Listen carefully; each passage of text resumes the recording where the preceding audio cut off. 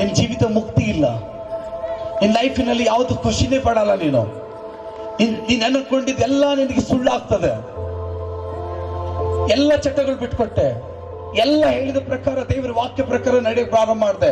ಸಭೆಗಳಿಗೆ ಎಲ್ಲೆಲ್ಲಿ ಇದ್ವೋ ಅಲ್ಲಲ್ಲಿ ಸಭೆಗಳಿಗೆ ನಾನು ಹೋಗಕ್ಕೆ ಪ್ರಾರಂಭ ಮಾಡಿದೆ. ಎಲ್ಲೆಲ್ಲಿ ಸೇವಕರು ಇದ್ದಾರೋ ಆ ಸೇವಕರು ಹೋಗಕ್ಕೆ ಪ್ರಾರಂಭ ಮಾಡಿದೆ, ಸೇವಕರ ಜೊತೆ ಮಾತಾಡೋ ಪ್ರಾರಂಭ ಮಾಡಿದೆ.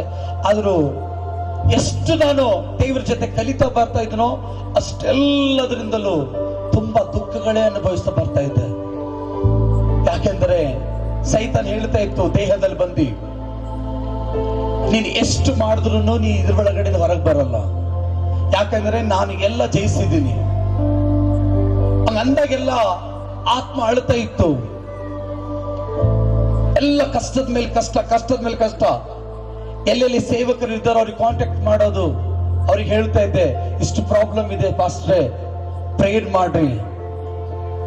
ಪ್ರೇಯರ್ ಮಾಡ್ತಾ ಇದ್ರು ಅವರು.